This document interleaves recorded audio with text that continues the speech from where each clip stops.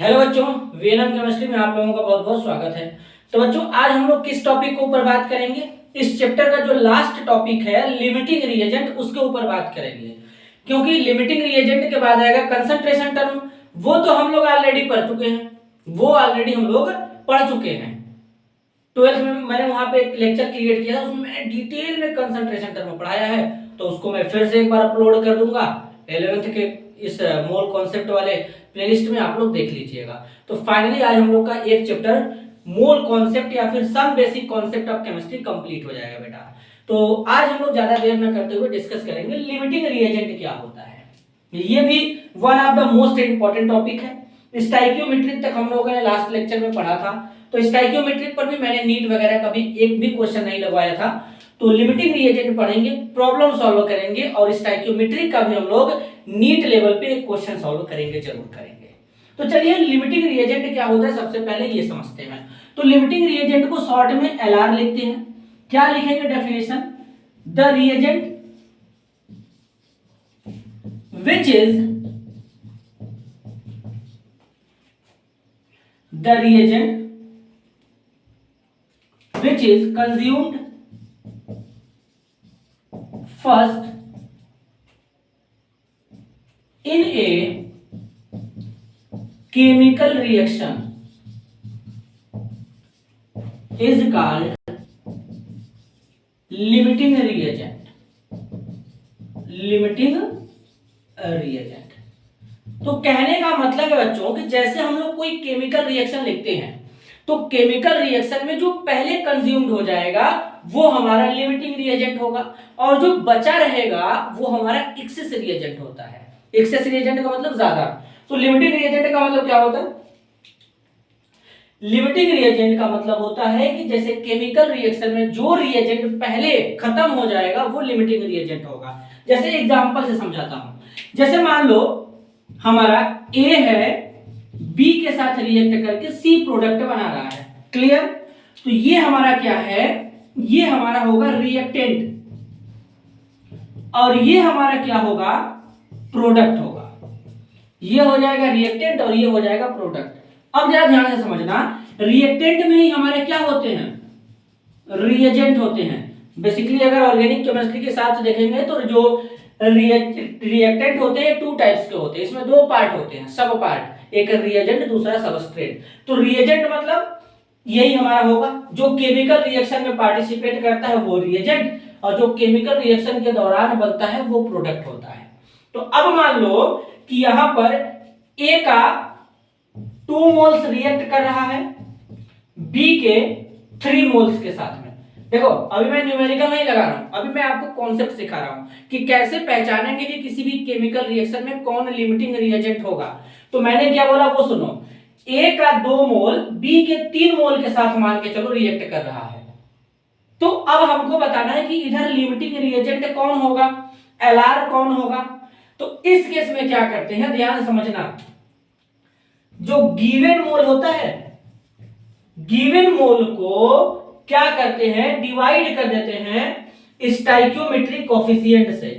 तो हमारा जो लिमिटिंग रिएजेंट है वो पता चल जाता है। अब जरा ध्यान से समझना, पहले एक बार मैं देखूं क्लियर दिख रहा है कि नहीं। बिल्कुल बिल्कुल एकदम क्लियर दिख रहा है, एकदम आसान तरीके से दिख रहा है। देखो, तो अब अपने को लिमिटिंग रिएजेंट पहचानना है। तो A का 2 मोल रिएक्ट कर रहा है, तो A के लिए 2 ले लिए। स्टाइकियोमेट्रिक कोफिशिएंट यहाँ पे कुछ नहीं लिखा होता है तो 1 मान के चलते हैं। तो यहाँ पे 1 रख लो, डिवाइड करोगे कितना आ जाएगा? इसके लिए 2 आ जाएगा। अब B के लिए निकालते हैं। 3 मोल है, कुछ नहीं है तो कोफिशिएंट 1 मानेंगे, 1 डिवाइड करेंगे 3 आ जाएगा। तो 3 आने का मतलब है कि B का 3 मोल आ रहा है। अब A का 2 मोल आ रहा है, तो इसका मतलब A पहले खत्म हो जाएगा। जब A और B का रिएक्शन कराओगे तो इसमें भी A पहले खत्म हो जाएगा, B बाद में खत्म होगा। तो जो पहले खत्म होगा that is known as limiting reagent LR, और जो बाद में खत्म होगा that is known as ER, जिसे एक्सेस रिएजेंट कहते हैं। तो ये मतलब यहां पे चलता है लिमिटिंग रिएजेंट, एक्सेस रिएजेंट। अब बात क्लियर हुआ? कैसे पता करते हैं लिमिटिंग रिएजेंट और एक्सेसिव रिएजेंट, तो इसी कॉन्सेप्ट पे हमको चलना है और लिमिटिंग रिएजेंट हमको पता चल जाएगा। तो मैंने तुमको तरीका बता दिया कि कैसे पता करोगे, कैसे पता करोगे। अब जैसे मान लो, अभी थोड़ा मैं इसको इरेज करता हूं, पहले इसका स्क्रीनशॉट ले लो भाई साहब, क्योंकि जबरदस्त बात मैंने लिखा है, एकदम आसान तरीके से समझ में भी आने वाला है।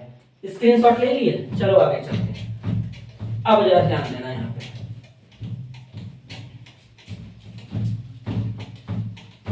अब देखना, चलो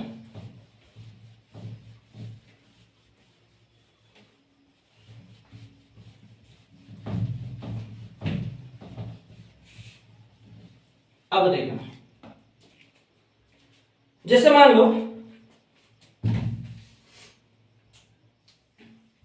यहां पर सपोज मान लो जैसे नाइट्रोजन है, तो नाइट्रोजन का रिएक्शन करा दो हाइड्रोजन के साथ में, क्या बना लेते हैं, अमोनिया बना लेते हैं ना अपन, अमोनिया बनेगा, ये हो गया अमोनिया। रिएक्शन कैसे लिखते हैं, N2 plus 3H2, balance reaction की बात कर रहा हूं, तो क्या बनता है, अमोनिया बनता है।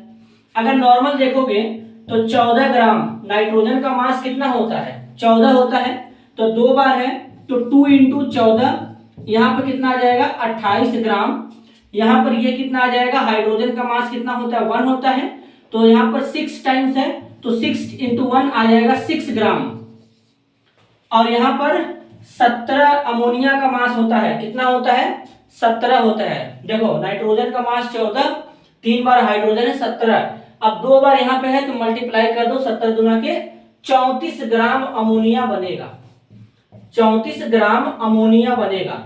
अब हमको क्या कहना है, इसमें लिमिटिंग रिएजेंट बताना है। मान लो तो लिमिटिंग रिएजेंट अगर हम बताना चाहते हैं तो कैसे बताएंगे, तो देखो यहां पर 28 ग्राम है, मान लो 28 ग्राम मैंने यहां पर हो गया, ये 6 ग्राम हो गया, तो 28 ग्राम को किससे डिवाइड करेंगे अपन, कोफिशिएंट 1 है, 1 से डिवाइड कर दो, यहां पर 28 आ जाएगा।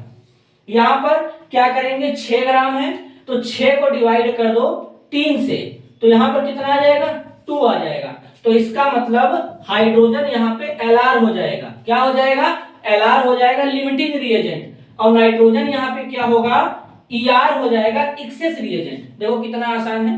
तो कहने का मतलब तुमको लगेगा, देखो कि नाइट्रोजन का तो भाई साहब केवल 1 मोल है, हाइड्रोजन का 3 मोल है, तो तुमको लग सकता है कि भाई साहब हाइड्रोजन हमारा एक्सेस रिएजेंट हो जाएगा। इसलिए मैं कहता हूं कि जो दिखता है वो होता नहीं है, और जो होता है वो दिखता नहीं है। रीजन तुम्हारे सामने है, लग रहा था ज्यादा ये होगा लेकिन ये कम निकल गया, तो मतलब ये Lr हो जाएगा, लिमिटिंग रिएजेंट हो जाएगा। तो चीजों को इस तरीके से समझते हैं, सही है। ये मैंने कहां से निकाल दिया, मैंने स्टाइकियोमेट्री लिखना सिखाया था, इस तरीके से लिखते हैं। तो 28 ग्राम नाइट्रोजन 6 ग्राम हाइड्रोजन के साथ रिएक्ट करेगा, 34 ग्राम अमोनिया बनाएगा, और 28 और 6 जोड़ भी लोगे तभी तुम्हारा 34 ही आने वाला है। तो चीजों को इस तरीके से देखो डिसाइड करते हैं। क्लियर है, आगे चले, चलो इस तरीके से प्रॉब्लम सॉल्व किया जाता है।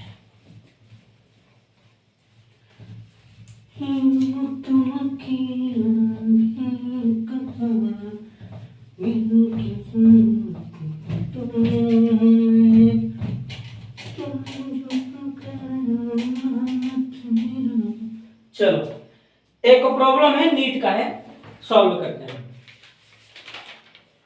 मैंने लिखा हुआ है, पहले प्रॉब्लम लिख दूं, प्रॉब्लम नीट 2019 में पूछा था, ये जो प्रॉब्लम है 2019 में पूछा था, देखना जरा। The number of mole of hydrogen, the number of mole of hydrogen molecules required to produce 20 moles of ammonia, of ammonia through Haber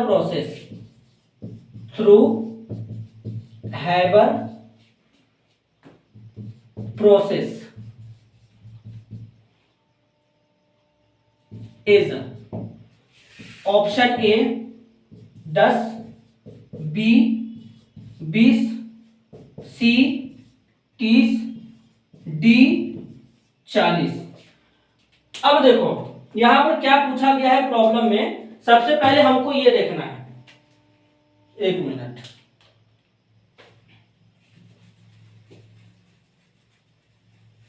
देखो the number of moles of hydrogen molecule required to produce 20 moles of ammonia, यानी 20 मोल ammonia बनाने के लिए hydrogen molecule का कितना मोल हमको required होगा, जरूरत पड़ेगा, हमसे ये पूछा गया। और इसके रिगार्डिंग 4 ऑप्शन भी दिया है।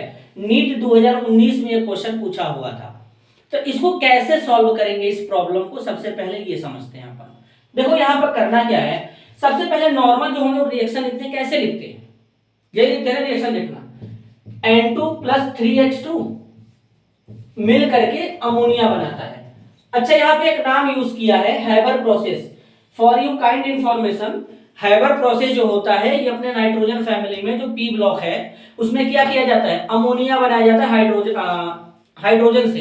तो नाइट्रोजन और हाइड्रोजन का रिएक्शन कराते हैं, FeMO वहां पे एज ए कैटलिस्ट होते हैं, तो जो हमारा मिल करके अमोनिया बनाते हैं, मतलब रिएक्शन के रेट को बढ़ाते हैं। तो यहाँ पर अमोनिया बनता है, तो इसी प्रोसेस को that is known as Haber process कहते हैं। तो अब कितना मोल चाहिए, तो सबसे पहले ये पकड़ो तुम, 3 मोल से 2 मोल बन रहा है। तो अगर हम 2 मोल अमोनिया ले ले भाई साहब, 2 मोल अमोनिया ले और इसको ब्रेक करते हैं, क्योंकि रिएक्शन रिवर्सिबल भी है, तो N2 + 3H2 बनेगा। अब देखो ध्यान से देखो, समझने वाली क्या बात है कि 2 मोल, देखो पहले 3 मोल हाइड्रोजन 2 मोल अमोनिया बनाया, तो 2 मोल अमोनिया से 3 मोल हाइड्रोजन बना ले रहे हैं। क्या कर ले रहे हैं, 2 मोल अमोनिया से 3 मोल हाइड्रोजन बना ले रहे हैं। तो 2 moles of NH3 to give 3 moles of hydrogen, 3 mole hydrogen दे रहा है। क्लियर है, 3 मोल हाइड्रोजन दे रहा है। तो हेंस अब 20 मोल्स की बात करेंगे, तो 20 मोल्स अमोनिया, अब इसी के केस में बात करेंगे। तो हमसे 20 मोल्स ऑफ अमोनिया के बारे में पूछा गया, कैसे बनेगा, तो कितना मोल्स हाइड्रोजन चाहिए, तो सीधा सीधा 3 × 20 कर दो, 3 × 20 कर दो, फिर 2 से डिवाइड कर दो। देखो कैसे समझते हैं, 3 मोल कहां से आया, हाइड्रोजन का आ जाएगा, 20 मोल पूछा है तो मल्टीप्लाई कर देंगे, और 2 मोल अमोनिया है, तो 30 दूना के कितना हो जाएगा, अरे 30 3 दूनी के 3 0 0, 3 दूना के 6 60 2, जब इसको काट देंगे तो 30 मोल यहां पे आ जाएगा ऑफ हाइड्रोजन। 30 मोल हाइड्रोजन हमको चाहिए, तो वो 20 मोल अमोनिया बनाएगा। तो फाइनल आंसर सी होगा। एक बार देख लो क्लियर दिख रहा है कि नहीं जो मैंने सॉल्व किया हुआ है प्रॉब्लम, दिख रहा है। तो इस तरीके से चीजों को सॉल्व करते हैं। अब क्लियर हुआ, तो अब तुम्हारा बेटा ये जो मोल कॉन्सेप्ट चैप्टर है ये पूरी तरीके से कंप्लीट हो चुका है। मोल कॉन्सेप्ट चैप्टर आपका पूरी तरीके से कंप्लीट हो गया। अब जो आपका नेक्स्ट चैप्टर है वो है स्ट्रक्चर ऑफ एटम, परमाणु संरचना। तो अब हम लोग परमाणु संरचना के बारे में डिस्कस करेंगे। आपका नीट PYQ जैसे चल रहा था वैसे चलता रहेगा। इस चैप्टर में कंसंट्रेशन टर्म बचा है, उसका वीडियो भी कल आपको मिल जाएगा। तो फाइनली ये चैप्टर मैं पूरे गर्व के साथ कह सकता हूँ कि कंप्लीट हो गया। तो ठीक है, आज के लिए बस इतना ही, मिलते हैं अगले वीडियो में, तब तक के लिए धन्यवाद।